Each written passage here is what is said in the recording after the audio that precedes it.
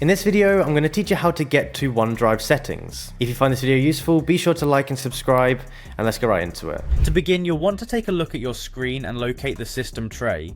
The system tray is usually found on the bottom right corner of your Windows desktop. It's that little area where your clock, volume, and network icons are located.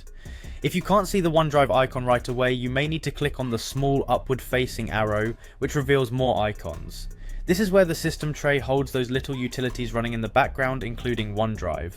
Once you've found the system tray, look for the OneDrive cloud icon. The icon is symbolic of a small stylized cloud, often appearing in white or blue depending on your system's current theme setting and whether you are signed into your account. If you've logged into OneDrive and it's running, the icon should be somewhere in this area. If you notice it's not there, ensure that OneDrive is running by checking your installed programs or searching for OneDrive in your Start menu.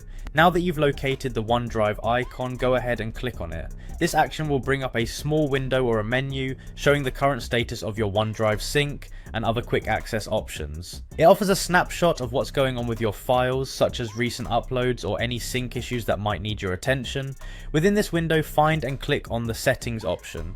This is usually identified by a gear icon or labelled clearly as settings under the additional options menu, often represented by 3 dots. By clicking on this, you're opening the door to a variety of customization choices for your OneDrive experience. The settings options will typically include features like managing your account, changing how notifications behave, and adjusting network settings, along with more advanced settings like selecting folders for offline access, and more. And that's it. By following these steps, you now know how to access your OneDrive settings with ease. From here, you have the flexibility to tweak and tailor OneDrive to fit your specific needs. It's a simple process, but one that's incredibly useful for ensuring your cloud storage is working precisely how you want it to. Thanks for following along, and happy organizing.